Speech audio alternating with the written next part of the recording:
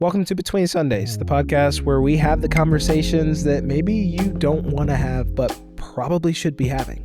We dive in because we need to. We need to come together. We need to have conversations that are difficult to have. So my name is Theo. I've got with me my lovely co-host Maxine. Hey everybody. Almost forgot the word co-host. We've got our producer Tony, who's going to be chiming in a little bit. Hey everyone. And the reason why Tony's going to chime in is because we're in season 2. And what does that mean, Maxine? That means we're doing Am I Wrong Though? And this has been such a fun spot for us to actually hear real stories and give feedback right away. And so if you're interested in submitting your story for this, all you need to do is email us at betweensundays@newlife.live and come see what face Theo makes when he talks about your story. Yeah, I can't control it. I mean, no offense to anyone out there. I'm not judging you. Mostly not judging you. I have physical responses to things. So don't take any offense, all right? We love you and we need you to write in. We want to hear your stories. All right, so today, here we are, season 2. I don't even know what episode we're on. That's okay. But we are going to talk about something that is very controversial, I'll say. And it's nothing new, but it's something that I think will be around until the end of time, unfortunately. Today we're going to be talking about the sex industry. So let's talk about it. Living between Sundays. Okay, so the sex industry. Where do we go? Because there's so much here. This is what we're trying to parse out. Where do we go with this topic? Literally, that's what the was. I was like, where do I want to start with this? Yeah. Man, I want to start from the place, first of all, and we could devote a whole episode just to this, is that the problem is not sex, right? Sex is not the problem. Sex is not sinful inherently. God created it, gave it to Adam and Eve and to the rest of mankind, and said within this context of a man and woman committed to each other before the Lord, marriage, right, is what we call it today, that sex is a good thing. It's a beautiful thing. There was a whole book of the Bible devoted to, called Song of Song or Song of Solomon, devoted to not sex specifically, but the beauty of a man and woman being in relationship with each other. Right. Yeah. So I got to start there, because there are some people that would just be like, oh, well, the problem is sex and it's wrong and it's bad and it's icky. And no, that's not true. But the problem is, and we've said this on many, many podcasts, is that while Satan can't create something, he can pervert it. Yeah. And so we get to this place, we get to this tension of, if sex is not the issue, but the perversion of it is, how do we live in that balance? How do we view the world around us? I'll start by just saying, growing up, the only bit of the sex industry that I could even really comprehend was the idea of pornography, right? And prostitution. But we know that it's gone so much further. And even under those two umbrellas have got their own veins and wings and all that. It's just insane. So tell me I would say I was probably somewhere around the age of 11, 12, before I realized pornography was a whole thing. It was it wasn't just there's a scene on a movie that mom and dad are fast forwarding and trying to change the channel on. Oh no, this is a whole thing. It's a whole thing. I was probably 11, 12, around there when I realized that. How old were you when you realized there's a sex industry? Industry probably high school, to be honest, which I know is pretty late, but I think that is when I fully knew. But then, I mean, there were other elements that I guess if I would have put it together more, I would have gotten it, because I did grow up, seeing magazines and stuff laid out, but I don't think I they were there, but I didn't pay attention to them, that kind of thing. It was okay. And I didn't put in mind, oh, this is a certain kind of thing. It was just something that I saw in a corner kind of thing of my grandfather's house or whatever, you know what I mean? And so it really wasn't, I think, until high school that this idea of porn, really the porn industry kind of got introduced, and what is this kind of thing? And then the way that it was talked about then also was, at least at that point, I think maybe because the internet was starting, right? So my God, am I that old? The internet was starting. No, so there was just more access to like everything, right? Like at your fingertips, and you could easily, you know, where in the past, I guess people had to like go to a video store to go check something out, and you had to deal with like the embarrassment of that. All of a sudden now you get everything that you need from the comfort of your home, and no one has to know, right? Or you can at one point get it on your phone or your device, like, right? So there was all these other kind of things. And so I grew up in a space where I think there was still pushback on it, but it was in this fight to be normalized. That's kind of where I grew up, in that tension of like, we want this to be normalized. Your body, your choice, that kind of language started coming out like late high school, early college years. That kind of and this is following like all the women's empowerment, all of that stuff kind of coming out. And I think that there was a definitive point where I remember being like, oh, sex is not bad. Right. And different from like, I know what you're saying, like sex in its context, blah, blah, blah, but for me it was like any sex is not bad. It's just like people are making too big of a deal about all of this. And so like, for me, very much it was like, okay, this is a tool of empowerment. This is a tool of whatever at a certain point, right? Because I was so bought into the culture, the society that I was a part of and that I was in. And this is the way that we talked about it. So I, don't know. So then in college then, right, definitely much more exposed to all of this stuff. And I do remember like I think I was talking to you about this, is how this topic came about. I remember listening to a podcast. I was in my mid-20s probably at this point, so out of college for sure. And they were doing sort of a documentary expose kind of thing on the sex industry in general. And it was really compelling because I think up to that point, I had always, in my mind anyway, believed that the people who were participating in this, I don't know, like they weren't real people or something. I don't know, like, right? Just like a caricature of whatever, you know? I remember even in college, oh my gosh, this is so crazy. I'm thinking about this. It literally just dawning on me right now. But I remember in college, because they go after college girls, that there were all of these like opportunities sort of to get in these like sugar baby type deals, right? Like whatever. And like, they don't market it that way. They kind of market it as like, oh, like go on dates with like these men and like whatever, and like you'll get paid this much money and you go nice stuff. And I remember seeing ads for this all over the place. Craigslist, like also because I'm like looking for work too. And I'm like, dang, you can make what? To do what? Just to go on a date? Like, you know, and you're like kind of start thinking about it a little bit until you realize like, oh, this is actually what this means, right? Like you're going on a date, escort. Yes, exactly. But I remember being exposed to all of that. And so I came to a point where I was like, for me personally, I was like, well, if that's what somebody wants to do, let them do it. Like that doesn't bother me. Like, why am I getting involved in their personal stuff, even though I'm not gonna like participate? Like, do you, boo? Like, you know, get your bag, whatever. Just the language that we use. And then I ran across this podcast in my mid-20s, and like that is what really kind of like sort of opened my eyes to like the deeper kind of implications of this world. Not only just the porn industry, but also prostitution, sex trafficking, all of that. And it kind of broke my heart. There was this deep realization that many of the people involved in this, and I would venture probably to say all, even though they probably won't categorize it as this, right? But they've all been abused. There's a trauma. That fact alone, like it broke me in a way that like I couldn't recover from, right? Like, and I don't know who deals with what.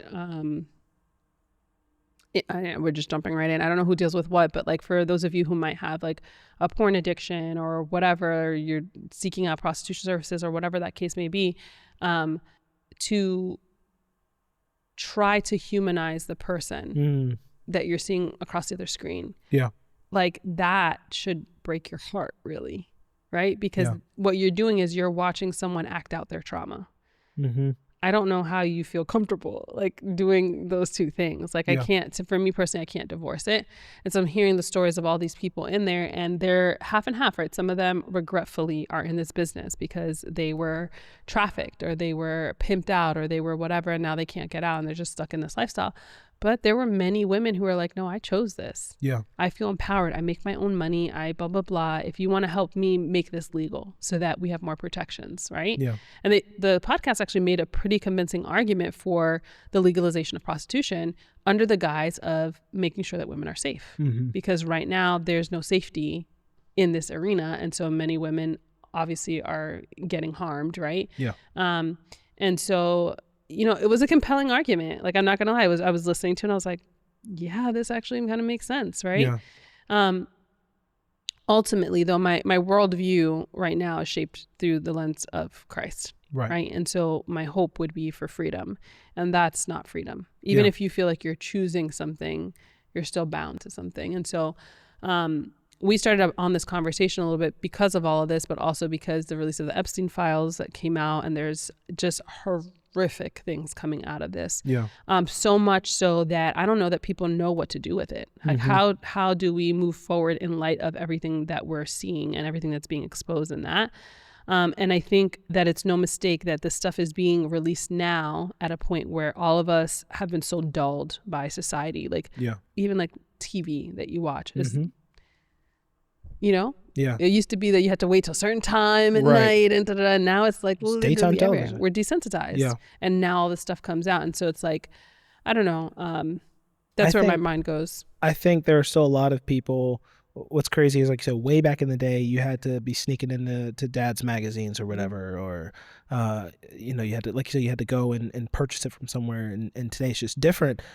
Even with it being everywhere today, I feel like there's still a lot of people who don't believe it. It's like this willful ignorance kind of thing. A lot of people just don't realize just how pervasive it actually is. I looked up some of the numbers for the money that's generated. It says for the global pornography industry generates massive revenue, with estimates ranging from over 13 billion to nearly 100 billion annually. As of 2024, the online adult entertainment market is valued at over $67 billion, with projections to exceed $118 billion by 2030. Right? Get this. This is where I want to get to. Approximately $3,075 is spent on internet pornography every second. Every second. Wow. $3,075 is spent on the pornography industry. That's a lot of people and a lot of money, especially because, let's be honest, there's sites you can go out there and get it for free on. We're not even counting that. We're talking about the money that's being made, right? So we're counting the people that are spending money on it. It's everywhere, and it goes further than money, right? Because obviously it's a lucrative business. In fact, going as far as human trafficking, they found the numbers on things like that. They estimate somewhere around $27,000 profit on each victim, right? So that's how these people are looking at these people, as products, profit, and whatnot. And so it's a lucrative business. And so one would say, like, oh, well, there's a lot of money in it, that's why people are doing it. It goes so much deeper than money, though. Like, y'all know we're going to go here because we're a Christian podcast. It's a spiritual thing here. It's a spiritual evil that has found its way into even the church. Right? There are so many people that, and again, I'm not trying to bash anyone in the sense of kicking you while you're down if you're dealing with a pornography addiction, but I do need you to know what you're participating in, right? I do need you to realize that this is not just, oh, I have urges. No, this is a spiritual warfare, spiritual battle that is taking place, and many of us are losing. Many of us are losing and adding to the problem here. And it's not just today. You take it back to biblical times. We get New Testament. There were so many occults that had outrageous sexual practices and prostitutes that were in the temples of, different goddesses and things like that. Take it back to Old Testament, right? I was reading in Genesis one time, and it just kind of, it's this seemingly obscure story in the middle of a larger story, chapter 38, I think it is. And we're in the middle of talking about, if I'm not mistaken, I think we're somewhere around the whole Jacob Esau thing, maybe a little bit further down as Jacob grows up or something. And then you get this random story about a widow named Tamar. And her husband dies. She marries the next son, I believe it is, which is Jewish custom. He dies too. And so, you know, there was the youngest son, and the father didn't want to give the youngest son because he's like, man, she must be cursed or something. Like, I don't want him to die too. And so he's like not doing his Jewish duty and letting the name go on of his sons and whatnot. And so she felt wronged by him. Now, this is what tripped me out. The way that she actually snagged him was she dressed up like a prostitute and went downtown. And when the father-in-law went downtown to find a prostitute, wait, pause. Why is this normalized? Right? Like, why is it, not saying the Bible normalizes it, but I'm saying like in even in Jewish culture, it was a thing where the men were participating in prostitution. And when it was found out, we don't read anything about we don't read anything about the people coming around and saying like, oh, you were wrong for that. They were more focused on the fact that, oh, well, she was just trying to get revenge on you for this thing or that thing. But the whole idea here being that there were Jewish people, God's chosen people, who were regularly participating in the sex industry. It's wild to me. I think that's part of the argument here, because when we talk about the sex industry, there's a lot of focus, I think, on sex workers and sort of penalizing them, right? And this is the conversation that happens. There's like, you know, prostitutes get arrested. You know, there's some, I guess with pornography, there's more leeway there, but like with certain types of things, the sex worker is penalized more so than the consumer. And it's like, well, why? Why is a sex worker penalized more heavily than the consumer is? And I think it has to do, and I know we don't like to go here, but I think that has to do with that the consumer, by and large, are men. Now, women consume as well. Don't not hear that. Women are consuming for sure. But the primary consumer, particularly in prostitution, is men. Okay. So the way that then we legalize, talk about all this stuff, the penalty is not going to be high on the consumer, because that's who's making the laws. That's who's making the rules.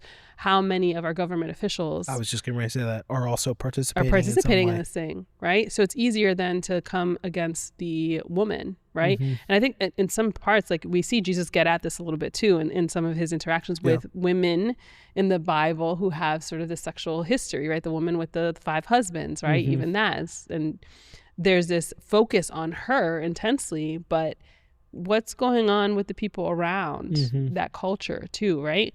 What is it that is letting us say that it's okay to consume, but not to be the creator of it? Now, I think both sides are wrong, by the way. But there is a question of this, of like, why is there such a high demand in the first place, right? And I am, you know, the world is going to do what the world is going to do, but the demand is equally as high inside church. And, you know, the sexual scandals that happen in church, like crazy. Crazy by pastors. I just read another one. Someone that I was following it on Instagram had high hopes for. I'm not going to name him here because it doesn't matter, but another mega church pastor. And I'm just like, bro, come on. Like at this point, you're on pins and needles just hoping that your favorite pastor on Instagram isn't going to be found out next. And I always like,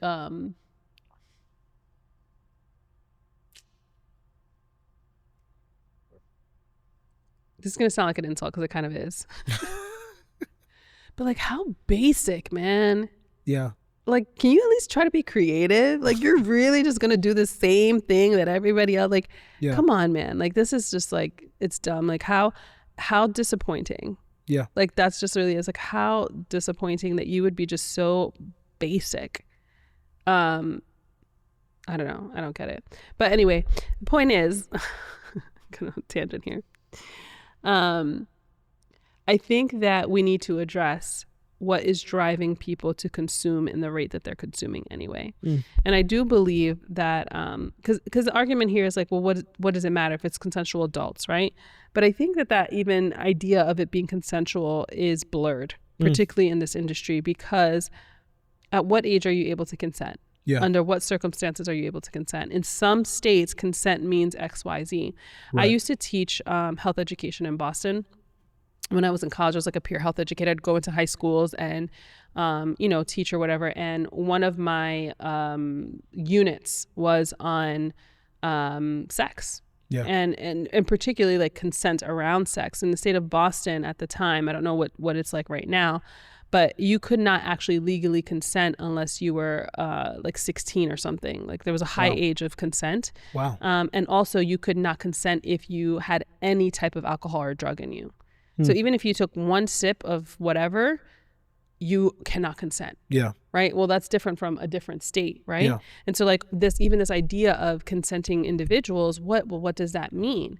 Can someone who has had a significant amount of trauma from being sexually assaulted and raped or abused in their home as a child, can they then at 18 consent to get into the porn industry and continue the cycle of abuse? Right.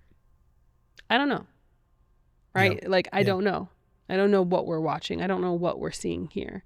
And so I think part of this is a lack of empathy on our part. I think part of it is us dehumanizing people. And in order for you to engage in this stuff, you have to dehumanize people. Mm-hmm. You have to do it. This is why I can have a strong argument against Christians or people who say they follow Christ engaging in this industry. Because Jesus Christ, God created us in his image and he has inherent value on us. He says you are valuable. Yep. And your body is a temple.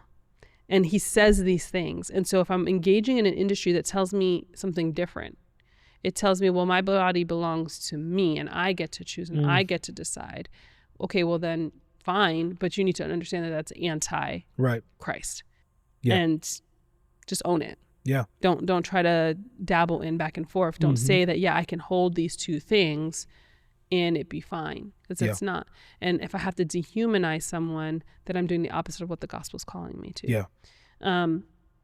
We see these conversations a lot. I mean, I know you do a lot of marital counseling stuff, and I've just obviously been around a lot of couples and counsel de facto, like not really, but and this is an issue that comes up a lot, right? Yeah. Like men who are addicted to porn, and they'll say, well, what's the big deal?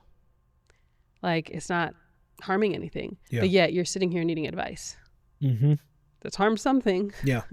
Yeah. It very, very easily, as you said, you have to turn off something in your brain, and we don't even consciously do it, but you have to turn off something in your brain and dehumanize that person.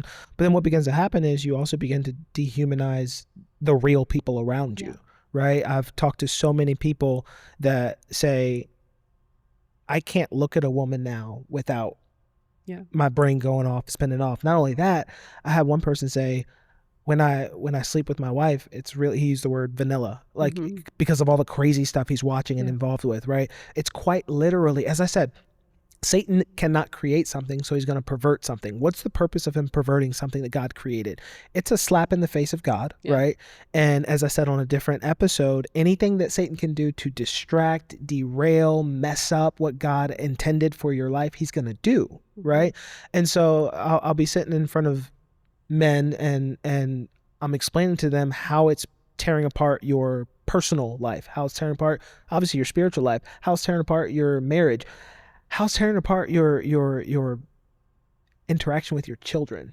Right? Like it's this tangible, intangible, that something happens when a man is engaged in this, that he's disengaged with his family. Right? And yes, there are different levels and tiers at which men get involved with this, but there's something that happens there. And I have a daughter, right? And I get weepy thinking about it, right? How much it would break my heart, let alone the father's heart, but how much it would break my heart to see her fall into something like that.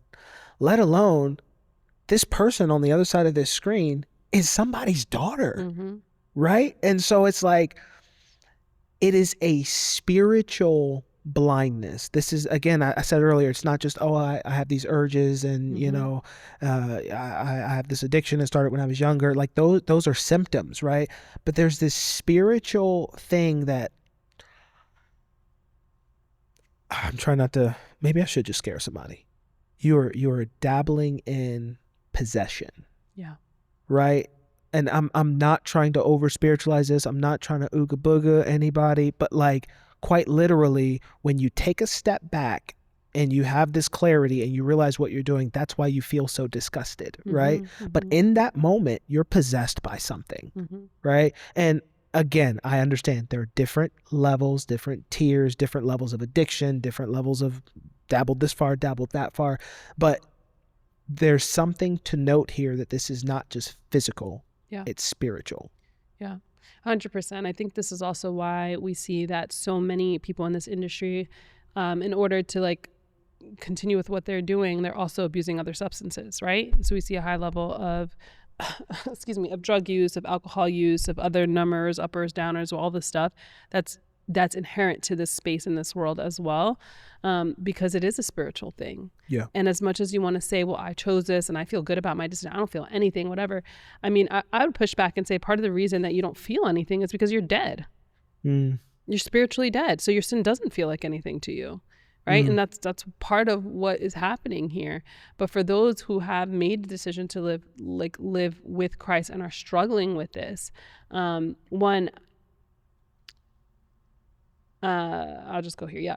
So I was just doing this teaching yesterday this week or whatever, on this concept of justification, because I don't think we talk about it enough. And because we don't talk about it enough, I think that the place that we battle our addictions, our sins, our things is from a position of, weakness of I've already lost, right?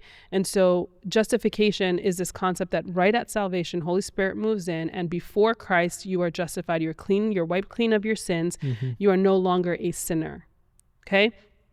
Wiped clean. When God looks at you, legal standing is no longer a sinner. Right. Well, what happens is that there's this language, well, I'm always a sinner, right? Like I can never stop my sin. And I get it. I hear it, except that legally it's incorrect. Yeah. Legally, spiritually, it's incorrect. And it matters because if you get that concept, you understand that, I am fighting whatever I'm fighting from a place of victory. Yeah. Right? As opposed to like, well, this is never going to change. Yeah. Well, if I already have it in my mind that this is never going to change, that I'm always going to have this battle, then what am I fighting for? Yeah. I don't fight. Yeah. It's like that old saying, you take a dude out the hood, can't take the hood out the dude kind of thing. But okay. Justification, right? Okay. So salvation happens, justification happens. There's this line between the justification and sanctification, yes. right? The sanctification is this process. You are justified legally, you're clean, all that kind of stuff. And the sanctification is this process, right? The problem I have is not with people who have the desire, not with people who struggle even. The problem I have is with the people who submit to what you were saying, like, I'm just always a sinner. This is who I am. This is, is what I've been doing. I've oftentimes said that to youth students. I've been a youth pastor for some years before the current seat that I'm in. And I would have students obviously struggle with lots of things, right? And I would oftentimes say, well, are you struggling with it or are you submitting to it? That's the question. Yeah. Right. And what I find most times when I sit down with people is they're submitted to it. Yeah. It's not a struggle. It's not a pushback. My brain goes to Psalm chapter 51 when David is writing, crying out after he's been caught with the whole Bathsheba thing. Yeah. And man, you can sense his brokenness, not that he was caught, right? No, yes, he didn't repent until he was caught. Right. But I don't believe it was the fact that he was caught. I believe it was the fact that once he was like kind of shaken awake and he's like, my God, what have I done? Yeah. Right. And there's this true and genuine remorse for what has been done. And that's what I don't see in the church today. Yeah. And I'm not trying to hurt anybody, but like if the shoe fits, if there's no remorse for what you're engaging in here, that is very clearly a spiritual evil, there's something wrong. Well, this is the thing though, they can't see it, right? Because the amount of time that you're spending in things of the world versus the amount of time you're spending in things of God is not proportional. Yeah. Right. And so we are impacted by our culture, which again has been so desensitized to like all of the stuff. Like even if I avoid going to pornographic sites, I open up my Instagram. We talked about this a while back here. We had opened up a TikTok account. Sorry, we had opened up a TikTok account for Between Sundays. Brand spanking new. We didn't follow anybody yet. We hadn't even posted anything yet. And as we opened it up, the first images that come up were pornographic. Yeah. What are we doing? What are we talking about? And this is like a church account. I mean, I know that it can't tell we're a church account yet because we haven't posted anything yet. Yeah. But like, this is what it feeds first. Yep. That is horrifying. Right. And so you're thinking, and then the amount of people that, you know, for most people, I think that they get introduced into this world through pornography. And so, and most of the time that happens in isolation. Yeah. Right. Or maybe it's a friend that introduces you, but it's a secret. It's a secret situation that's going on. And I think it speaks to also like the parents, we're not as involved in the children's lives. So we don't know what's happening in these spaces. Right. Yeah. And I'm not blaming, because God knows, like, I do everything I can to be around my children, but like you can't be around them 24/7, right? So it's not a blame, it's a fact. Yeah. The way that we raise children now, there's more spaces for them to be isolated and alone and have access to these things. We give them iPads, we give them iPhones, and yeah, you have the, you know, parental whatever, but there's codes for all that for them to break it, and they know them. They know it. It takes 2 seconds to Google it on someone else's phone to figure out how to like undo what you've done on your end. Right. We have parents who don't know their friend, the kids' friends. Yeah. Like all of that is problematic, right? And so we have this space, and then we don't talk about sex. We don't talk about sex properly with our children because it's weird and it's this and that. We don't know how to do it. And so I get all of the reasons 100%, but we have to be able to admit that this now is part of what becomes the bigger vacuum, the bigger problem, right? Yeah. Once this happens, we got into it a little bit, but with pornography, it can very easily become an addiction. Why? Because you're getting dopamine, and anywhere that you're getting dopamine can easily become an addiction. And the problem with addictions is that you need more. You won't get the same level high hit that you had the first time that you will the 50th time. Right. And so you need darker material, you need more whatever, like in order to get to the place you're trying to get to. Yeah. I think also it's directly correlated to the amount of violence that we're seeing. It's dehumanizing people. It comes down to that. And you get to this place where you don't even see, you know, humans as humans. You justify your perversion. Instead of getting help for the perversion, we justify the perversion. We say it's okay, like whatever the case may be. All of the things that happen to little kids, like that's my biggest fear. That's what I'm trying night and day to protect my children from ever having to experience something like that. But it happens so much because we don't talk about it. And there is no space for people to get help when it's been done to them, and then they continue to perpetuate this thing.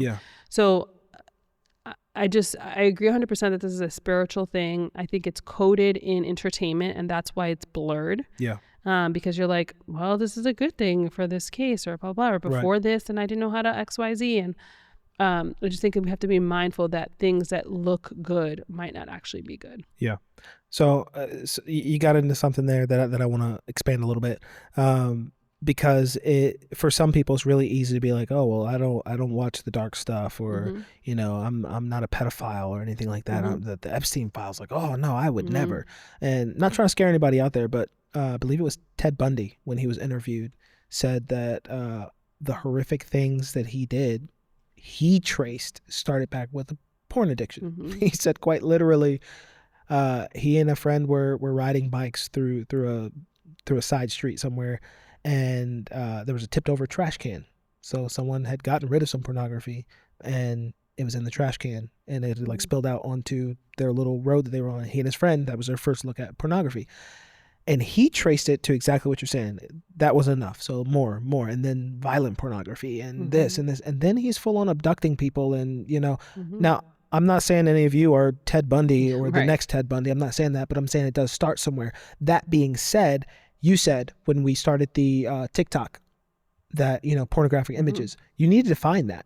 What is pornographic images? Because to one person, it's this, and to Right. another person, like, oh, that's not. Yeah. So we need to get into that. Yeah. We need to expand that. Yeah. I mean, so for me, when I'm talking about pornographic images, I'm literally talking about selling sex, right? So whether that be full on naked women, whatever the case may be, insinuations of that, insinuations of, hey, connect with me and we will, like any of that, Right. to me, all goes under pornographic. It's selling sex, right? I think that there are accounts that men follow. I'm coming after you. I'm sorry.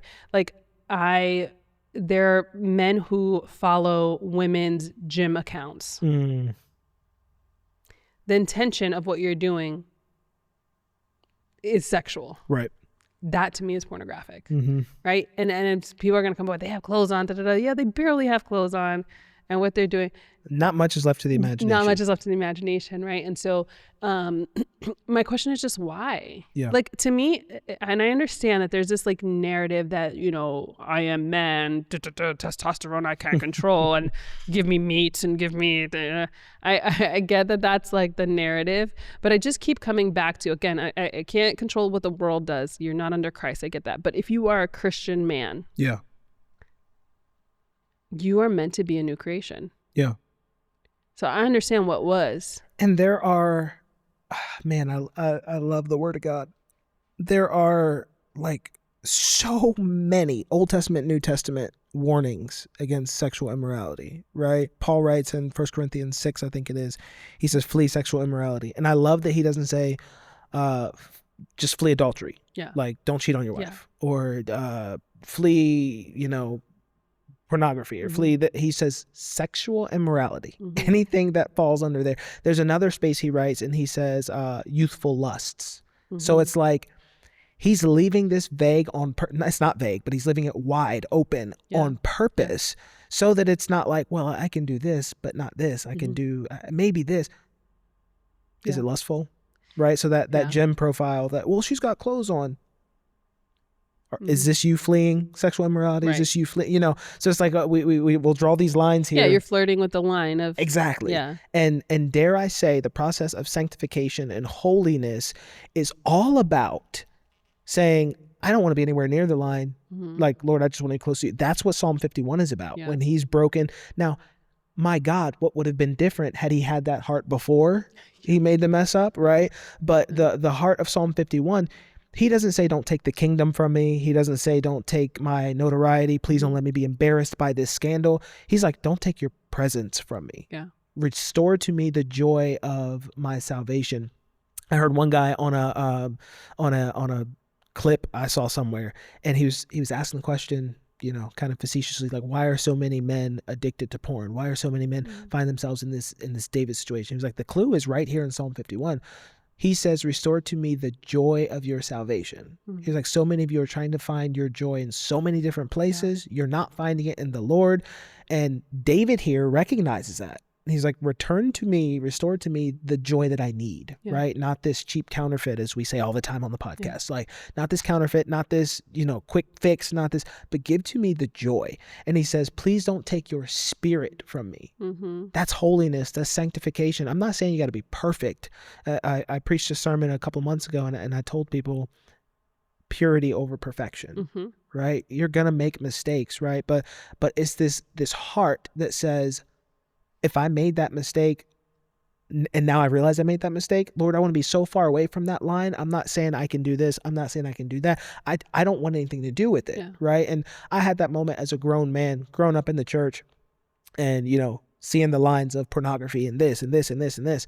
And I was a grown man. And at one time I just asked myself the question, Theo, how close to the line are you seeing you can get before like, well, I didn't do this. Right. And it just wrecked me. And I was like, holiness is saying, I don't want to be anywhere near the line, right? I'm fleeing these things because they grieve your heart. Yeah. Please don't take your spirit from me. Restore to me the joy that I need to be seeking. And that's what we're missing. Yeah, it's really good. And I think people would push back and saying like, who are you to decide what's sexually immoral or not? Right. Oh, go ahead. No, but I'm saying like this is the argument, right? Because who gets to decide that? And so the Christian's argument, right? The person who follows Christ, their argument is, well, God does. God gets to define that. But for people who are not in that space, they're like, I get to define it. And then like the problem with that, right? That moral relativism is like, okay, well then what happens with the person who is across from you and doesn't agree, excuse me, with the same level of morality? Then who wins out there, right? Because I'm sure the person perpetrating the act feels like they're entitled to it for whatever the case may be, and then you don't. So whose morality is right here? And I think this is why, for me, we need a moral authority outside of ourselves. We need something that is static, that stays the same. It is what it is, because your idea is going to be different from my idea, from this person's idea, and that's how we have all of this chaos. I like what you said about like the line, because I'm gonna call somebody out right now and they don't know I'm calling them out, and I don't even know if they watch the podcast, but that's fine. But it's a man I know, very like, you know, on the surface very presents as very godly, right? Their problem is with women, 100%.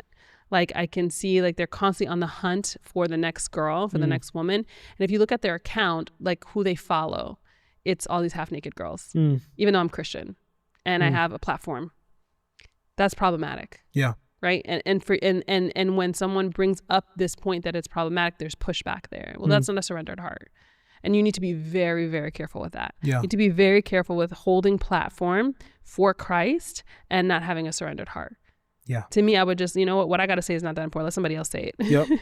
Because I got to go deal with this thing. Right. Because in no way, shape, or form is it okay, even if you're not, you know, on the OnlyFans account or whatever, and you're just on Instagram with all these women that you don't even know. You're lusting after them, and that is a problem. Right. And so we have to, like, to me, there are guardrails on purpose and that are helpful for us, right? And again, this idea that God is trying to harm us and let us not have any fun is just not true. It's just some of the things that you think are fun are going to lead you to death. And they're going to lead to other people's death. And like, why would you even try to engage in that space? So I think that we have to come back and answer that question. Why do I feel like I need this in the first place? We need to answer that. And I know that's going to be different for every person, but we have to figure out, why are we putting so much stock into this thing that is taking us away from, coming back to your David story. We know, everybody knows this. So David got into the situation because he wasn't where he was supposed to be. He was supposed to be out at war where all the kings were. And he wasn't there. And this thing happened. I think about how many times the men who are engaging in this industry, whether it's your porn in your office or your den or whatever the case may be, or you're out on the street actually trying to get a prostitute. Or you are a wealthy businessman and you can afford sugar babies and escorts and all that stuff, and you're engaging in this behavior. Or you're a government official and you're sitting in a hot tub. Like, what else could you have been doing? What did God have you been doing?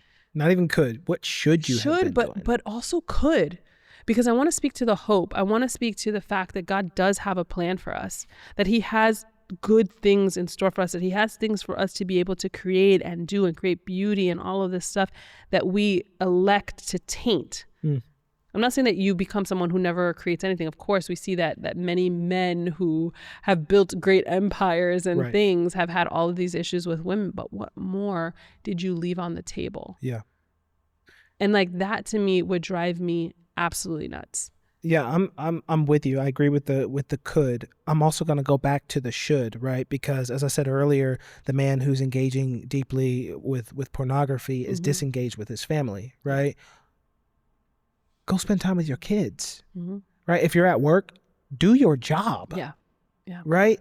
It's late at night and everyone's asleep. Well, go to sleep, right? Like, what should you be doing right now? It steals something from you. Exactly. For you not, and this is the same conversation we were having in our previous episode with the yoga and the astrology and stuff. It's like, just because it doesn't look like it's harmful doesn't mean that it's not.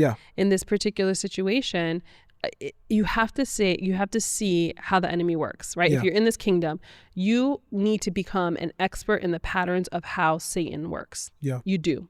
And then you have to really become an expert in, like, how does God speak to me? And in what you're doing, does this look more like what Satan would prefer Yeah. or what would God would prefer? And then you have to take that at face value. Yeah. In order to engage in these types of things, this is what happens. If there's nothing wrong with this, Mm-hmm. nothing wrong with it, then why are you hiding it? Yeah. Yep. Yeah. Because the person that gets caught with the prostitute is like, well, I wasn't doing anything wrong, two consenting adults. Da, da, da. Okay, so why did you leave at 3 a.m. in the middle of the house under disguise and da, da, da? Why does not everybody know? Why doesn't your wife know? Yeah. If it's not a big deal. Yeah. It's not wrong. Mm-hmm.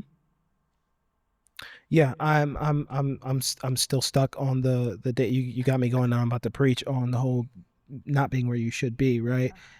You've got problems in marriage. Okay, well, I watch pornography because my wife doesn't have sex with me, and we have. Yeah. Okay, where should you be right now? Mm-hmm. Talking to your wife. Yeah. You should be figuring out what's going on, what's going wrong there. And look, I get it. Part of it is what you said earlier, dopamine hit. Some people are using a physical outlet, pornography, for something that is a deeper wound.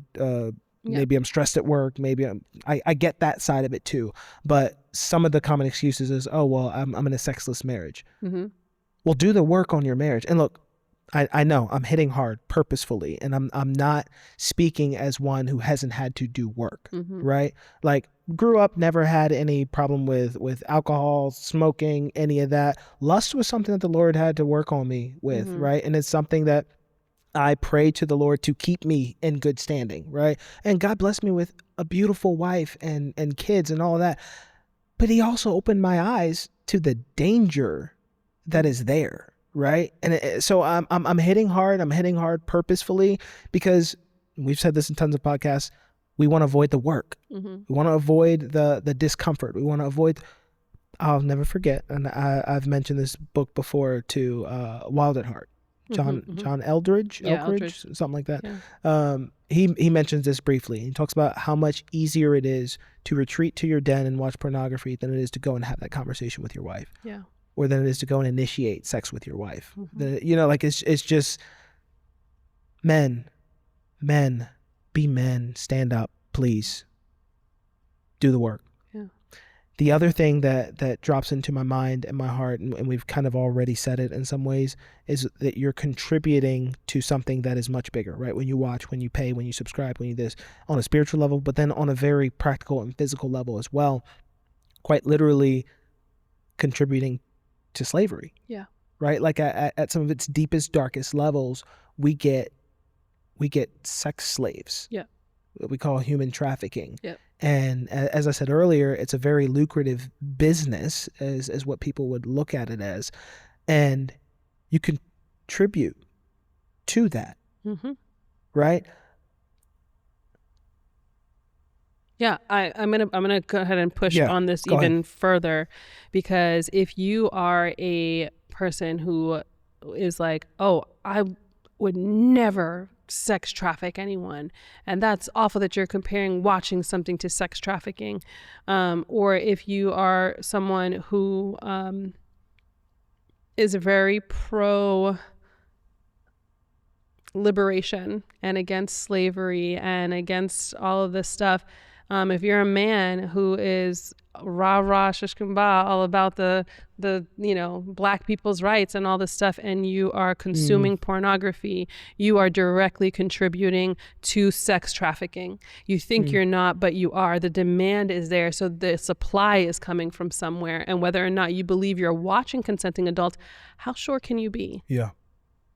They're not going to come on camera and be like, hey, I didn't consent to that. Yeah. They're not going to say that. And so if you are not sure in what you're engaging in, then why even do it? Why would I even just test the line of that? I cannot get past the fact that the majority of these, if you sit down and talk to them, and I'm going to say something about the men too, because we talked a lot about the women here who are, in this industry, but the men in this industry have also been abused. Men don't like to talk about the fact that they've been abused, or they don't categorize it as abuse. I have been in conversations with men who they'll be like, no, I've never had any sexual abuse in my life. I'm like, okay, cool. And then they go in to tell me that their first sexual experience was when they were like 8 years old. You were sexually abused. At 8 years old, there's no way in the world that you should be having any kind of sexual encounter with anyone. And so many times I hear the same story. Oh yeah, I was an older girl. Yep. It was blah, blah, blah. Okay, you, sir, were abused. Yeah. You don't want to hear it. It's uncomfortable to hear. That's what happened in this particular case. We see this the same thing with many, people who get molested or whatever by men, and they're men themselves, they're guys themselves. They block out the experience, and they're like, "Oh, these two things are not connected." It's directly connected. Abuse changes everything about the way that our brain works at the age that it happens. Yeah. So if you were abused, God forbid, at 3-4 years old, your wiring is completely different than who God intended you to be. Yeah. And that crushes me. It kills me to understand, to hear, to know how many people have to deal with all of these things. The fight, some of you know my story here, but the fight to come back from some of these things is so difficult, and there's not enough spaces for people to talk about in healthy ways. So what we're sitting in when we're consuming pornography is literally trauma. And it's under the guise of entertainment, because Satan comes as an angel of light. Mm-hmm. And so he's going to get you to partner with something that is literally demonic. Yeah. It's demonic. We're watching people act out the symptomatic things of their trauma. That's crazy. If I packaged you that, if I tried to give it to you that way, you would run the other way. But instead, because I'm showing it to you as a girl laughing and smiling through it, or whatever the case may be, our critical lens is so low that we can't take that extra step of, well, how did this girl get there? Yeah. Because you are a hypocrite, and I know you're lying to me if you would tell me, oh, I'm comfortable with my mother showing up in one of these videos. Right. I'm comfortable with my daughter showing up in one of these videos. You're not.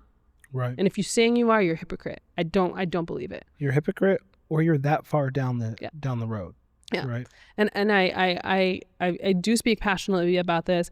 And I need you to hear the difference, because I understand that addiction is real, but so is help. Yeah. And so if you're choosing to sit in the addiction on the basis of, oh, I have an addiction, that's not good enough for me. I'm sorry. Yeah. There's too many people who have gone through like really harsh things and have gotten out for you to sit there and be like, well, I can't get out of this. No.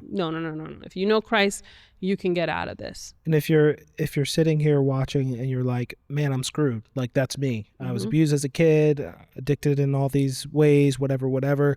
This is why Paul writes to the Romans in chapter 12. He says, don't conform to the world, right? He says, instead, be renewed in your mind daily.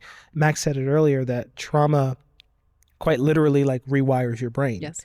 This is why Paul says this. Y'all do some research on Roman culture and the sex practices and everything. He's not just talking about sex here. He's talking about everything. But I'm saying, I need you to realize that the things we face today is nothing new. And this is why Paul is saying, I know that your mind is not wired the way Christ would have it. You have to allow him to daily renew your mind. Yeah. You have to allow him to you have to invite him into your mind daily. This is why I said earlier that I said guys, but the stat is increasing. It's increasingly high and increasing for women that are also addicted to pornography and things like that. But I said you got to be willing to do the work, right? And that's what it comes down to, because allowing Christ to renew my mind is not just, okay, unscrew the cap and dump out what's there and, oh, I'm good as new. It's a daily tough process, right? And you've got to be willing to allow for that daily tough process to happen. Paul writes other places, take captive every thought, right? There's so many things in there that gives us this picture of the work that we need to do to allow Christ to do the work that Christ needs to do on this path of sanctification, as we've been talking about. And I guess I wanted to take a moment to pause here and let everybody know that there is hope. Yes. Right? And you said it earlier, how Paul says that in Christ, I think it's 1st or 2nd Corinthians 5:17, he says, you are a new creation. Yeah. The old has gone and the new has come, right? There is hope to move forward, but you got to be willing to move forward. Yeah.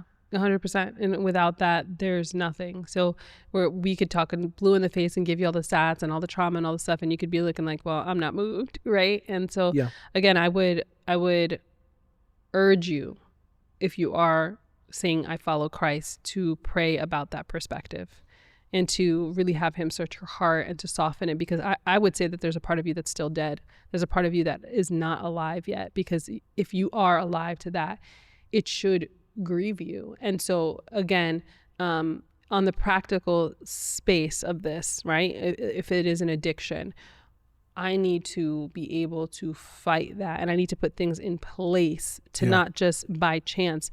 One of those big things is like, where are you, right? And who knows where you are, right? If you're somebody who spends a ton of time alone, then you have more opportunities to engage in some of these behaviors. Yeah. This is why community is so important. Yeah. Good, strong community. Not that you have to be around the same person every single day, but to have groups of people, right? We have stuff going on at church almost every day of the week. Yeah.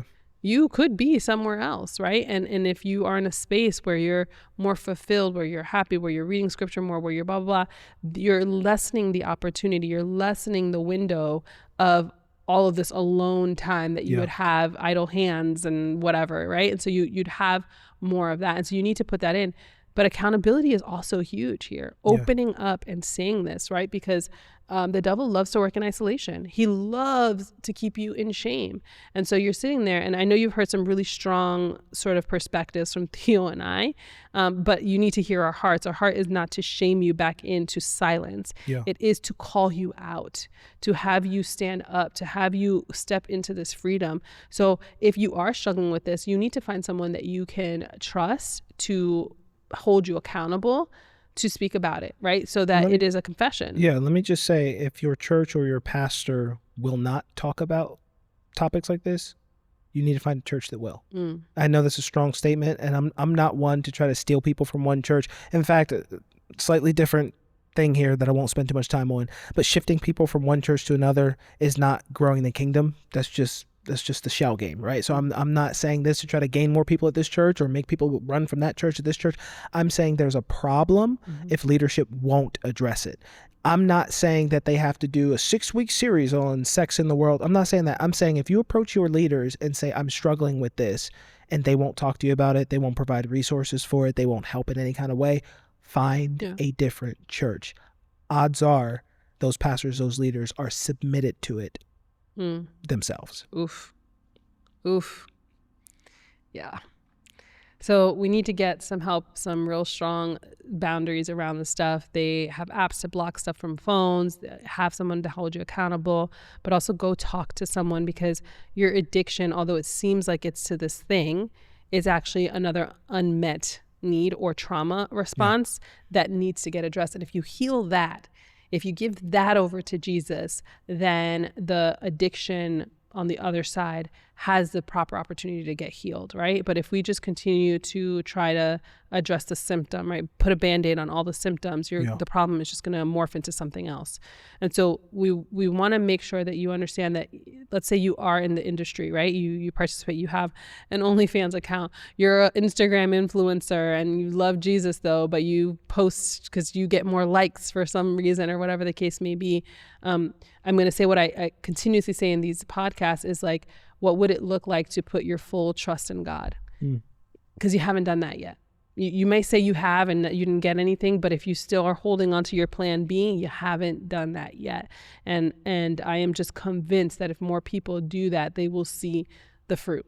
They will see the goodness of it. You will see what life in freedom looks like, not freedom that the culture dictates, because they're trying to sell you on something else. Listen, the culture wants you to feel free so they can keep you enslaved. That's it. They want to make money off of you. And we just opened up with the stats about how much money they're making off of keeping you sick. Yeah. Right? This is what's happening, right? So they don't want that other part of you realizing, oh crap, this is actually not fulfilling me the way that it should be, because I do feel disgusting after, or I feel like I need more after, whatever the case may be. My family is breaking up. I'd rather be in a room closed off than in the world, doing what I'm called to do, or whatever the case may be.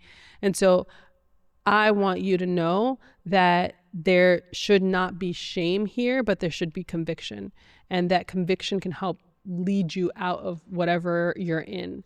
There's also a piece here that we kind of danced around. I'll just say it directly. There's an identity piece on both sides. Yes. Right? I talked about it, how I have a daughter and, that's somebody's daughter. Ladies, gentlemen, whoever, if you're involved in the sex industry and you're making money off of it, especially if you chose it, I need you to hear me when I say you're a child of God. You're a child of the King. And you don't have to live that way. Right? Like you don't have to make those decisions. The other side of the screen, realize who you are. Realize your identity. That we're called to not engage in things like this because of who my dad is, right? Oftentimes we'll pull the example, especially in a lot of black homes, of this whole like, hey, when we go here, you better not say this, better not do this, better not because you represent me, right? And it's similar in our Christianity. Like when you realize who you are, it's just like, we don't do this, right? Like I don't have to do this. And then on another side, I shouldn't do this, right? So I just wanted to point that out, that when you figure out who you actually are, everything begins to change. Oftentimes when I'll pray, Lord, would you show us a little bit more of who you are? Because it's inevitable that when I get a glimpse of who he is, I found out a little bit more of who I'm supposed to be and who he's called me to be. So I find in a lot of these cases, we're searching for that identity piece as well.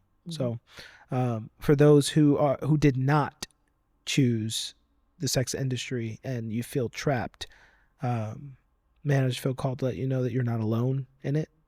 The Lord says he'll never leave you nor forsake you. So you need to hear that. You need to know that. And I'm praying for your rescue. I'll put it that way, because there are people that will never see this podcast who are trapped in some really dark, and I mean that spiritually and physically. I mean, we'll watch things like, I'm thinking like Liam Neeson's Taken, where his daughter, have you seen it? Okay. Crazy movie. Every guy who's watching probably has seen it. Daughter gets abducted while she's on some like senior trip with her friends over in Paris. I think it is Paris somewhere.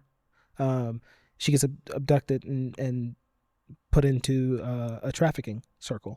He's like retired special forces, whatever, and he literally from the States, it's super impossible but so believable as you're watching it, from the States he like tracks them down, like he's killing all these people to rescue his baby girl, right? But in there you kind of gloss over the fact of like, not everybody in this movie had a Liam Neeson as a dad. And there are so many women who are trapped and feel like they will die with this as their reality. So if you're watching this, pray for those individuals. Pray for those individuals, and I pray that you're not contributing to it. We're gonna move on to our "Am I Wrong Though?" Sure. Yes, I have our "Am I Wrong Though" story here. I'm a Christian now, but I used to work in the sex industry. For a long time, I defended it. The arguments made sense to me. I was an adult making my own choices. No one forced me into it. I made good money, had flexible hours, and honestly felt more in control of my life than I had in other jobs. And when people criticized the industry, it usually sounded like judgment from people who had never actually talked to someone inside of it. So I used to say the same thing a lot of people say now. What two consenting adults do in private shouldn't be anyone else's business. But after leaving that world and coming to faith, some things started to bother me that didn't before. Not in a dramatic, overnight way, just slowly. I started realizing that even when people say it's empowering, a lot of the environment runs on people being seen as bodies first and humans second. I started noticing how the demand for the content was connected to loneliness, addiction, and sometimes people consuming things they would never admit to anyone in real life. At the same time, I also know that not every person in the world sees themselves as a victim. Some people genuinely feel like it's their choice and their livelihood. So now I feel stuck in this weird tension. Part of me understands why people defend the industry. I used to make those same arguments, but another part of me can't ignore the ways it shaped how people saw each other and how it slowly shaped how I saw myself. So when Christians talk about the sex industry being harmful, I get it more now. But when they talk about it like everyone involved is either a villain or a victim, that doesn't feel honest either. If adults choose it freely, but it still changes how we see bodies, desires, and each other, where does that leave the moral conversation? Am I wrong, though? Okay. First of all, let me say, whoever you are, I'm so glad that you found Christ in your journey. And the fact that you are feeling the tension, feeling the struggle is actually, excuse me, where you need to be. That's the whole point of this podcast, is to wrestle through the things. Now, to answer your question, I'm always fascinated with the answer of like, well, if let everybody do what they want to do, it doesn't affect anyone. Practically speaking, I'm not even talking biblically. That's just not true. Mm-hmm. Like, we as a society, and not just us as Americans, I mean like any society in the world, what we do affects each other. Anything that people decide to do affects the person, affects the family unit, and everybody knows that every society is dependent on the family unit. Mm. So how I view sex and how I view people, how I view relationships, seeing them as a body first, like, again, we haven't even gotten to spiritual yet. Just practically speaking, that's false. That's not true, that it doesn't affect anybody else. Now getting to it spiritually, the bottom line answer is, it's going to seem so like caveman Christian of me. If God said it's wrong, it's wrong. Yeah. Doesn't matter if I look at it and say, well, I don't understand if it's wrong, because if two consenting adults choose it, then like, that's them. Like, I don't understand why it's wrong. There are lots of things in the Bible that I might not understand quite yet of how it practically plays out, but there's a reason why God said it's wrong. And even if the reason is as simple as, because I want you to choose me. Yeah. Because I want you to listen to me. I want you to hear what I have to say. Even if that's the only reason. If it's like there is going to be no catastrophic death of humanity because of it, or disease, sickness, whatever. Even if that's not if the simple reason is because I want your ear to be tuned to me a little bit better. Bet. Okay. I don't know if that answered the question or not, but that's where I'm at. Yeah. I mean, also thanks for being honest there, but I think my brain keeps coming just back to this idea of like, who gets to decide what's right. And again, if we're calling ourselves Christ followers, and we are saying that God gets to decide what's right. And so in that space, then what makes something right is because God said so, right? And we don't like that answer. We don't kind of to your point, but that is what is morally right. What God says is right. What he says is wrong. We don't get to decide because we are not the creator. We did not create ourselves. Someone created us. Yeah. And so he has the manual on us, and he gets to know, he has all of the information. We have a fraction of the information. He has all of it. Yeah. The other thing is, like, when I look at what sex has done in our society, I don't really see that it doesn't impact other people. I only actually ever see that it's impacting more than just yourself. Yeah. Right? So in a positive sense, when two people love each other and they're married and they choose to have a child and bring life into the world, they do that by using the mechanism of sex. Go forth, be fruitful, and multiply. Great. On the negative sense, when two people have sex and one person's more into the person than the other, there's heartbreak. Heartbreak then can lead to all sorts of negative things as somebody is trying to figure out their life. Yeah. When two people are using sex as just a commodity, right? So neither person's really into it. They're just doing it to do whatever, blah, blah. We have all sorts of chances of STDs go up, or STIs, whatever we call them now, STDs, STIs. They go up like crazy. children growing up with only one parent or no parents goes up like crazy. The amount of women in abusive relationships goes up like crazy. Domestic violence, like I can put you to all of the things that starts with people having sex before it's time to have sex. Right? When I think about abuse, when I think like literally any of the things, there's more ways to go wrong with this than there are right. Yeah. And you know who knows that? God.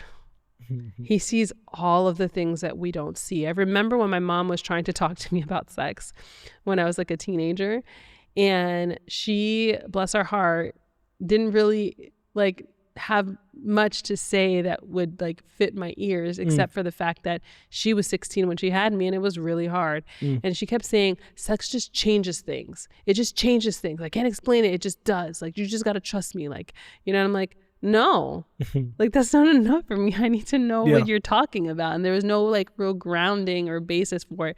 Then you go and you have sex and the world doesn't fall at that moment. And then you have all these kids being like, oh, I was lied to about this thing.